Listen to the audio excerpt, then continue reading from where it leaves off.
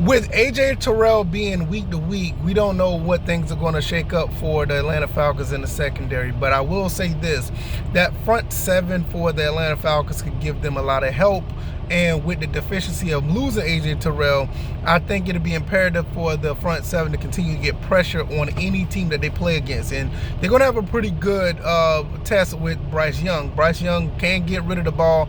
He does have issues with turnovers, but at the same time, he can throw for a lot of yards. So with that being said, we're going to have to try to get pressure on him. So I don't think it's going to be that big of a deal that AJ Terrell is week to week. With a hamstring injury, I think is the best way to go, and it'd probably be best for him to just sit out this game entirely. And I only say that because I do have faith in the front seven and the pass rush. Even with James Pierce being possibly out as well, I still think we got enough guys that can make some things happen against the Carolina Panthers.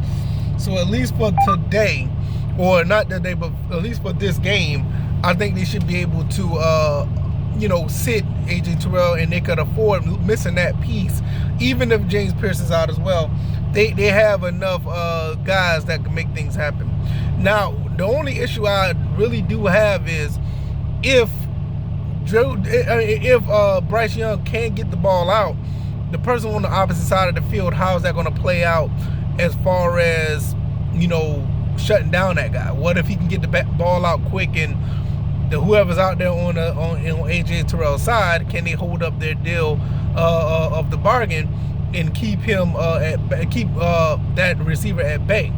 That's like one of my only issues. But at the same time, I think the pass rush is going to be good enough. And also, my other issue I do have is the offense. Can the offense get on their job and start making some touchdowns?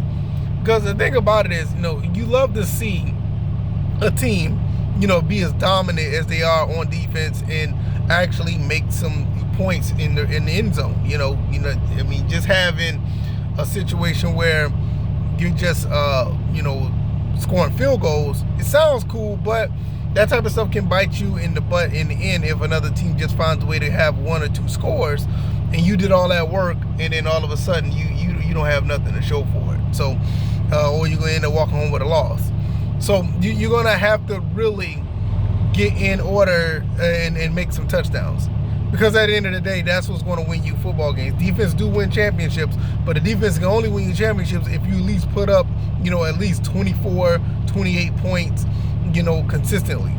You can get away with that, if you are putting up 30, 35, 40 points, then that's a different story. You can get away with that, but right now, you're going to have to put up some points, especially in today's NFL, where you're going to have, issues trying to find a way to get, some points on the board. But I think the last game was somewhat of an anomaly. I think this offense is good enough to actually put points on the board in the end zone. So I don't think that's a really big deal.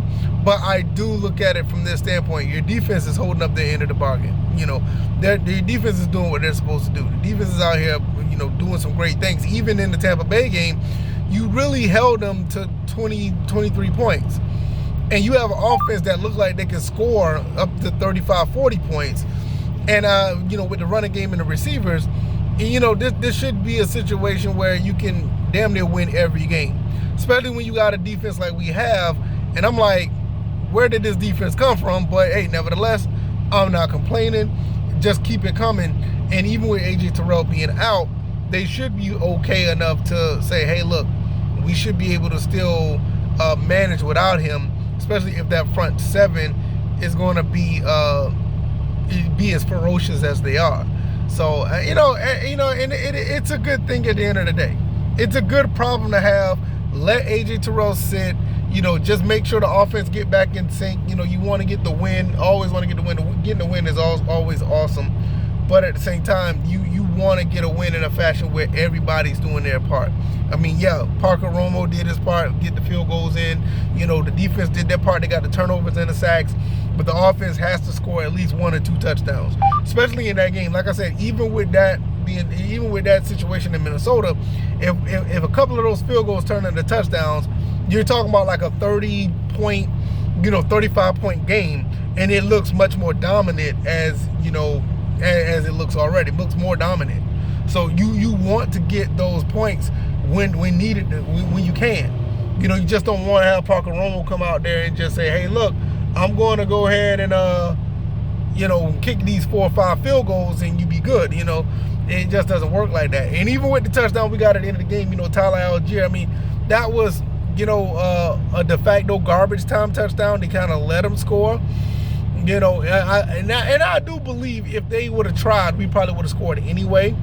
Because at some point, you're going to get a touchdown getting into the red zone that many times. But still, those touchdowns should have came in like the first, second, or at least the first and the second quarter.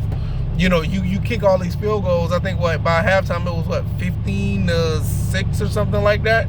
I can't remember what the, it was 9-6. Yeah, it was 9-6 at halftime. So by then, you should have had at least 17 points. You know what I'm saying? You should have at least 17 by then. And then, you know, the rest is what it is. But, hey, it is what it is. I'm not going to complain too much about it. The Falcons did get the win.